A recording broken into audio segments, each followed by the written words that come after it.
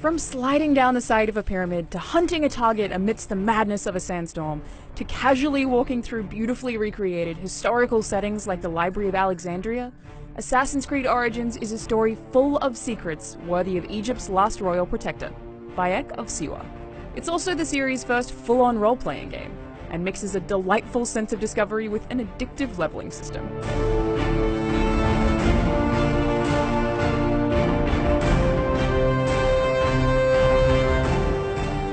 I spent 30 hours finishing the main campaign, which took me just over half of the expansive and beautiful map. It's the biggest and most connected ever in an Assassin's Creed game, featuring multiple cities with their own unique cultures, different gods, politics, race relations, and prejudices to uncover.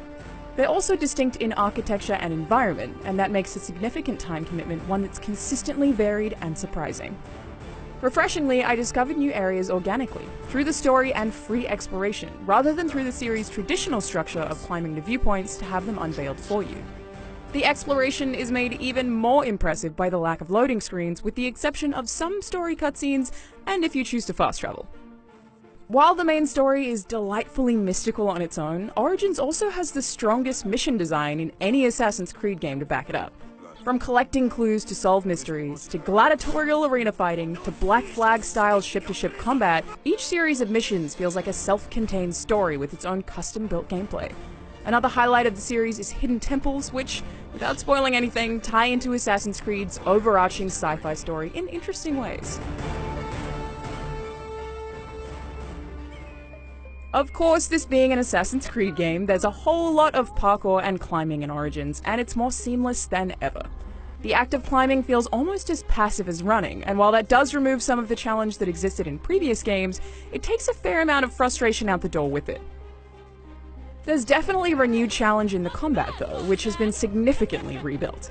Having to know when to block, when to dodge, and when to parry creates a whole lot more thoughtful tension than has existed in previous games, and there's a fair amount of enemy variety.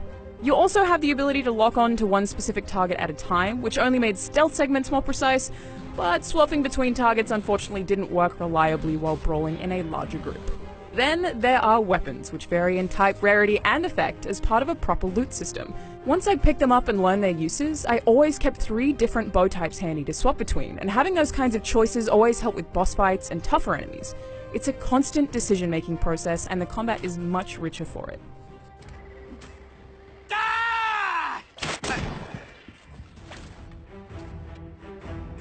While unlocking new abilities and story missions generally happens at a smooth pace, there is quite a lot of grinding to be done. For the most part, I enjoyed it, and there are multiple ways to work on leveling up, but a couple of times the recommended level for a new main quest mission appeared as several levels above where I was when I first unlocked it. This stymied progress can be a little frustrating, especially when you have to do some low-level side quests for smaller rewards to level up because you can't find any at your level.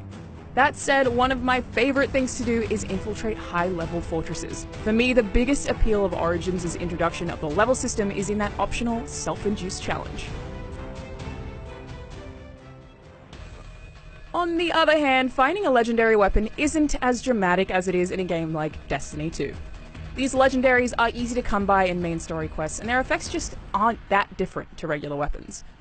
Most just boost your damage, so there are no real trade-offs. Decisions for clothing and mounts are even easier to make since they're purely aesthetic, and there are limited choices, unless you opt to buy more as part of Origin's microtransaction system. On the topic of microtransactions, maps revealing all of the collectible locations and most of the outfits and mounts are locked behind Helix coins, which you can only buy with real-world money. Things like supplies and money can be purchased too, but those are easy enough to find in Origins Egypt through hunting or other fun side activities that it'd kind of be a waste to spend money on them. As for performance, I did have some minor issues with environments popping in and more bugs than the average Assassin's Creed game, but it should be mentioned that Ubisoft says some additional fixes will come in the Day 1 patch. As a hottie, as a hot, as a hottie, as a hottie. Assassin's Creed Origins is a deep dive into a truly stunning realization of ancient Egypt, with a rich series of cultures, genuine characters, and more mission variety than any other game in the series. The combat is challenging and thoughtful, and there are enough different weapon types and enough enemy variety to keep you thinking. The RPG elements encourage challenges of their own, and even despite a handful of bugs, I desperately want to keep playing. For more on Assassin's Creed, you can check out our graphics comparison, our video on the history behind Origins, and the first 18 minutes of gameplay, right here on IGN.